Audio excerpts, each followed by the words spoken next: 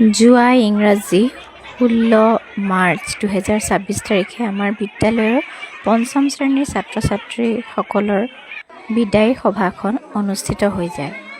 এই সভাত আমাৰ শিক্ষয়িত্ৰীসকলৰ লগতে বিদ্যালয় পৰিচালনা সমিতিৰ সদস্যসকল, স্থানীয় ৰাইজ, অভিভাৱকসকল আৰু ছাত্ৰ ছাত্ৰীসকলৰ সহযোগত খুব সুন্দৰকৈ এই সভাখন সম্পন্ন হৈ যায়।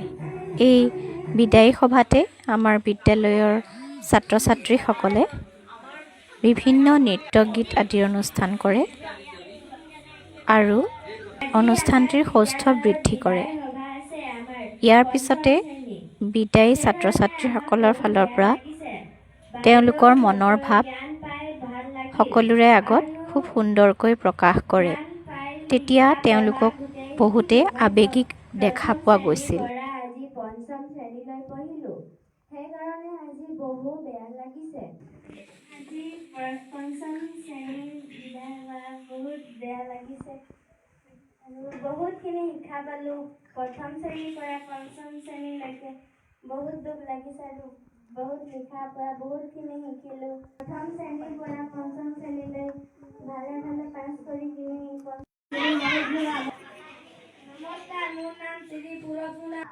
ইয়াৰ পিছতে বিদ্যালয়ৰ চতুৰ্থ আৰু তৃতীয় শ্ৰেণীৰ ছাত্ৰ ছাত্ৰীসকলে বিদায়ী প্ৰাৰ্থীসকলৰ উদ্দেশ্যি তেওঁলোকৰ মনৰ ভাৱ ব্যক্ত কৰে আৰু তেওঁলোককো বহুতে আৱেগিক দেখা পোৱা গ'ল।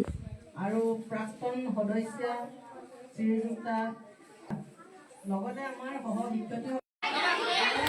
তাৰ পিছতে আমাৰ বিদ্যালয়ৰ শিক্ষক শিক্ষয়িত্ৰীৰ ফালৰ পৰা দুআষাৰ বিদায়ী প্ৰাৰ্থীসকলৰ উদ্দেশ্যি আমি সকলোৱে আমাৰ মনৰ ভাৱ প্ৰকাশ কৰোঁ।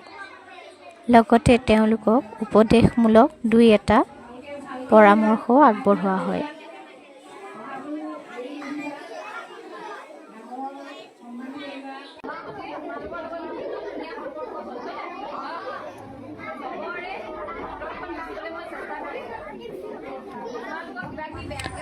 তাৰ পিছতে বিদ্যালয় পৰিচালনা সমিতিৰ সদস্যসকলৰ ফালৰ পৰা বিদায়ী প্ৰাৰ্থীসকলৰ উদ্দেশ্যি দুআষাৰ বক্তব্য ৰাখে।